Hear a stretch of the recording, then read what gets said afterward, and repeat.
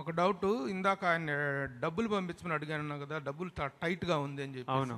అసలు విజయ్ అప్పటికే పెద్ద సినిమాలు చేసి పెద్ద స్టార్ అయ్యాడు. అంత ఫైనాన్షియల్ ప్రాబ్లం ఏమొచ్చింది విజయ్? ఆయన డబ్బులు పంపించమని అడగాల్సినంత కాదు, మీరందరూ దట్ టైం యువర్ స్టార్ కదా, బిగ్ స్టార్. I'm star. కాకపోతే ఇప్పుడు నేను జెన్యున్లీ డబ్బులు చూడడం ఈ లాస్ట్ ఆల్మోస్ట్ ఖుషీ నుంచే చూడడం మొదలుపెట్టా.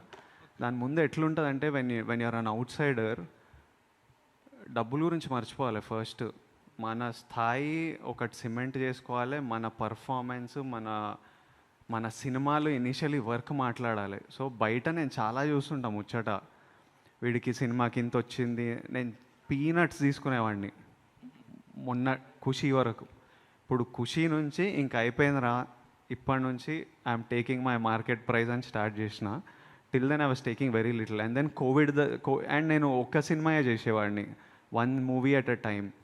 అప్పటికి కోవిడ్లో సినిమాలు అయిపోవడం వల్ల తర్వాత ఆ టైంలో ఇంకెన్ని రోజులు 2 మంత్స్లో స్టార్ట్ అయిపోతుందని తెలిస్తే మేనేజ్ చేసేవాడిని. అది 2 మంత్స్ అవుతుందా, 6 మంత్స్ అవుతుందా, 1 ఇయర్ అవుతుందా తెలియదు. ఖర్చుల తర్వాత అప్పటికి స్టాఫ్ ఇవన్నీ ఎక్కువ ఉంటాయి, చాలామంది మన టీం హ్యూజ్ ఉంటారు స్టాఫ్. సో అండ్ నేను 10 పనులు చేస్తుంటా, క్లోదింగ్ లైన్ అని, ఇదని అదని, ఎప్పుడు 10 పనులు పెట్టుకుంటా. వాళ్ళందరికీ జీతాలు వెళ్ళాలి. సో దానివల్ల. So what is your market price no? ఇప్పుడు మార్కెట్ ప్రైస్ తీసుకుంటున్నావు కదా, కంఫర్టబుల్ మార్కెట్ ప్రైస్ ఎవరికి? విజయ్ గారు నేను చెప్తా. ప్రొడ్యూసర్కు డబ్బు మిగులుతుంది ఈ సినిమాలు అన్నప్పుడు, సార్ నాకు ఇంత ఇవ్వండి, మీరు ఇంత తీసుకోండి, మీరు కూడా హ్యాపీగా ఉండాలన్నప్పుడు అదే మార్కెట్ ప్రైజ్ని ఫిక్స్ చేస్తుంది. ప్రొడ్యూసర్ గురించి కూడా ఆలోచిస్తున్నాడు కాబట్టే ఈరోజు నేను ఈ సినిమా ఇంకా ఫర్దర్గా 2 సినిమాలు చేయబోతున్నాను. విజయ్ గారు ఇక్కడ విజయ్ గారు రెండు ప్రశ్నలు. సో విజయ్ గారు అంటే విజయ్కి ఫ్యాన్సే కాకుండా విజయ్ వాయిస్కి కూడా, విజయ్ స్లాంగ్ కూడా ఒక ప్రత్యేకమైనటువంటి ఫ్యాన్ బేస్ ఉంది మన దగ్గర. ఈ సినిమా విషయంలో మీ స్లాంగ్ సో ఎలా ఉండబోతుంది అంటే ఒక మిక్స్డ్గా ఉంది, ఇటు తెలంగాణ ఆంధ్ర. సో ఏమండి అనడం ఎక్కువగా మనకు ఆంధ్రాలో వినిపిస్తుంటుంది, ఇక్కడ మామూలుగా మాట్లాడుతుంటాం. రెండోది డ్యాన్స్ విషయంలో ఉక్ స్టెప్స్ కావచ్చు, అవన్నీ చాలా అట్రాక్ట్ చేస్తున్నాయి ఈ సినిమాలో. మెట్రో రైల్లో వేసిన ఉక్ స్టెప్స్ కావచ్చు, అవన్నీ కూడా డ్యాన్స్ విషయంలో ఈ సినిమా నుంచి విజయ్ కాస్త మెరుగుపడ్డాడు అనుకోవచ్చు. కాస్త ఇంకా ఇంప్రూవ్ అయిపోయారు డ్యాన్స్ విషయంలో. చాలా అట్రాక్ట్ అంటే మాటలతోనే కాకుండా డ్యాన్స్తో కూడా యూత్ని ఇంకా అట్రాక్ట్ చేసుకునే ప్రయత్నంలో ఉన్నారు.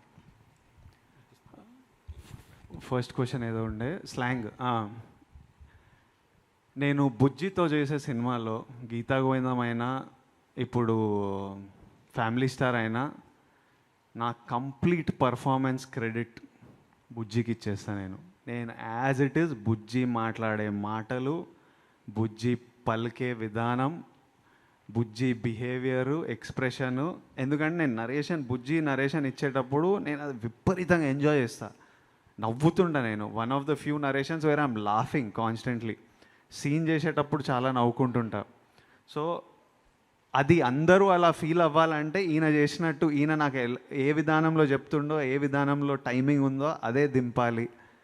సో నా complete credit tomorrow of family star goes to Bujji. Slang ఇప్పుడు ఆయన యాజ్ ఇట్ ఈస్ డబ్బింగ్ స్టూడియోలో కూర్చొని ప్రతి వర్డ్ ఆయన ఇట్లా చెప్పు అంటే అది చెప్తుంటా నేను. యాజ్ ఇట్ ఈస్ ఆయనను ఫాలో అయిపోవడమే.